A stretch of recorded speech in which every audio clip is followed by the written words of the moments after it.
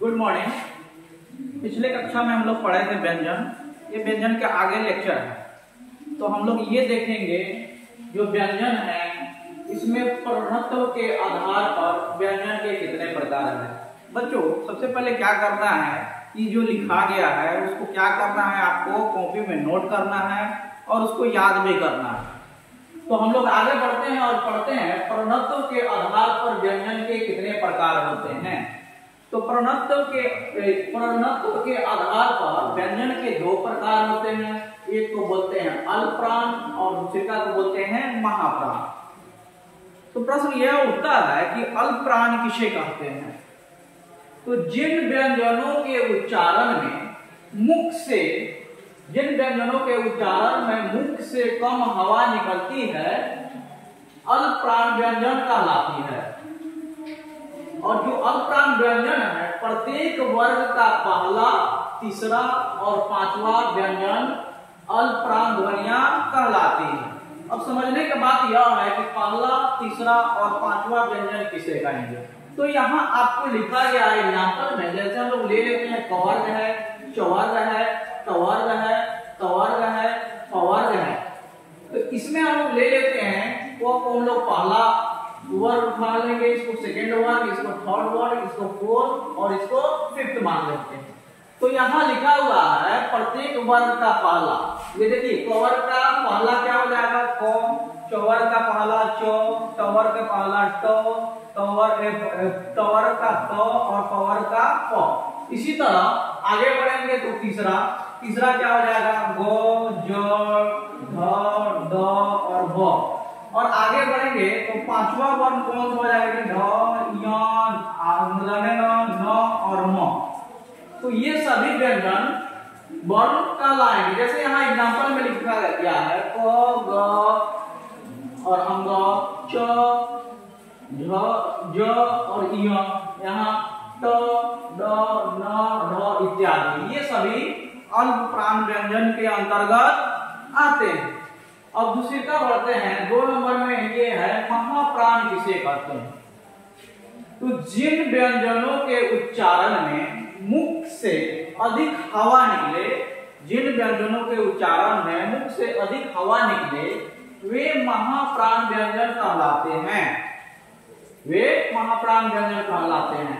प्रत्येक वर्ग का दूसरा तथा चौथा व्यंजन महाप्राण होते हैं। अब हम लोग पहले यहाँ समझ चुके थे पहला, तीसरा और पांचवा को अल्पप्राण कहेंगे।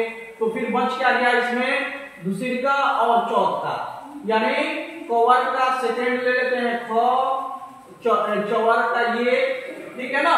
इसको हम लोग समझते हैं, जैसे हम लोग कवर्ग के ले लेंगे ख, घ, छ, झ, ठ, ड, स ये। और इसके बाद यहाँ बढ़ेंगे तो अल्पप्राण ये अंतस्थ, तलाब, मूर्धन्य, दंश और ह। ये तलाब, मूर्धन्य, दंश कौन होगा जी उष्ण व्यंजन, ये महाप्राण के अंतर्गत आते हैं।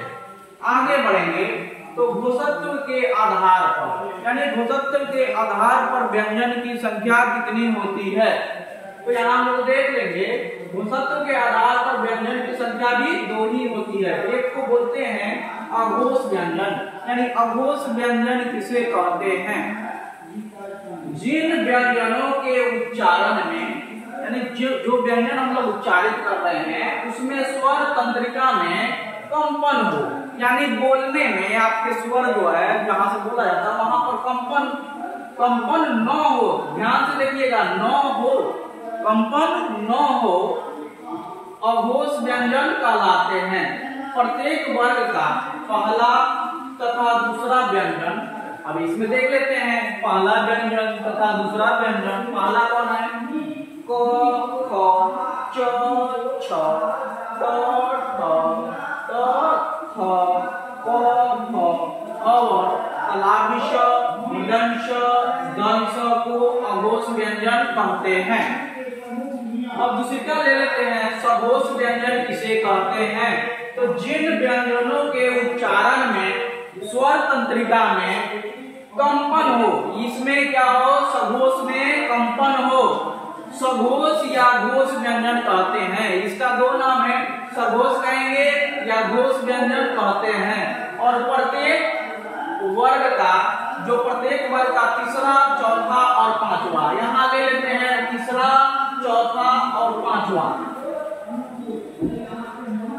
जैसे हम लोग ले लेते हैं एग्जाम्पल में ग, घ, अंग, ज, झ, य, ड, ढ, न, द, ध, न, भ, भ, म और ड, ढ तथा यहाँ देख लीजिए ये अंतस्थ व्यंजन बीच में आ जा रहा है, अंतस्थ और रूक्ष दोनों आएगा। य, र, ल, व तथा ह को हम लोग सघोष व्यंजन कहेंगे। आगे बढ़ते हैं तो उच्चारण के दृष्टि से ध्वनियां कितनी होती है?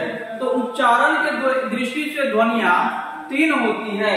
एक को लिखते हैं संयुक्त व्यंजन, संयुक्त ध्वनि, और सेकंड को बोलते हैं संपृक्त ध्वनि, और थर्ड को बोलते हैं युग्मक ध्वनि। तो सबसे पहले हम लोग ये ले लेते हैं संयुक्त ध्वनि किसे कहते हैं। तो 2 या 2 से अधिक व्यंजन ध्वनियां परस्पर संयुक्त हो संयुक्त ध्वनियां कहलाती है। यानी दो, जैसे हम लोग लेते हैं प्राण, ग्राम इत्यादि, ये ध्वनियां अधिकतर तत्सम शब्द में पाई जाती है। यानी संयुक्त ध्वनियां जितने भी है सबसे ज्यादा तत्सम शब्द में पाई जाती है। आगे बढ़ेंगे और संपृक्त ध्वनियां किसे कहेंगे? तो जब एक ध्वनि 2 ध्वनि से जुड़ी होती है, जब एक ध्वनि दूसरी ध्वनि यानी 2 ध्वनि से जुड़ी होती है तब यह संपृक्त ध्वनि कहलाती है। जैसे हम लोग यहाँ ले लेते हैं संबल लिख रहे हैं तो स और ब के बीच में आधा म आ रहा है, यहाँ लिखा हुआ है स और ब ध्वनिया के साथ आधा म ध्वनिया जुड़ी है, इसे हम लोग क्या कहेंगे जी? संपृक्त ध्वनि। और 3 में पढ़ेंगे युग्मक ध्वनि। युग्मक ध्वनि किसे कहते हैं? तो जब एक ही ध्वनि द्वित्व हो जाए यानी 2 हो जाए तब यह युग्मक ध्वनि कहलाती है। एक बार और सुन लीजिए, जब एक ही ध्वनि द्वित्व हो जाए तब यह युग्मक ध्वनि कहलाती है। जैसे अक्षुण्ण, अक्षुण्ण में देखिए आधा न और उसके बाद पूरा न, यानी न है। प्रफुल्ल में देखिए आधा ल और उसके बाद पूरा ल है। प्रसन्न में देखिए आधा न और न है इत्यादि, ये सब ध्वनियां युग्मक ध्वनि के अंतर्गत आती है। तो बच्चों क्या करना है, इसका स्क्रीनशॉट लीजिए और अपने कॉपी में नोट कीजिए तथा इसको याद कीजिए। हम 2 मिनट के लिए कैमरे से हटते हैं और इसको स्क्रीनशॉट आप लोग ले लीजिए। धन्यवाद।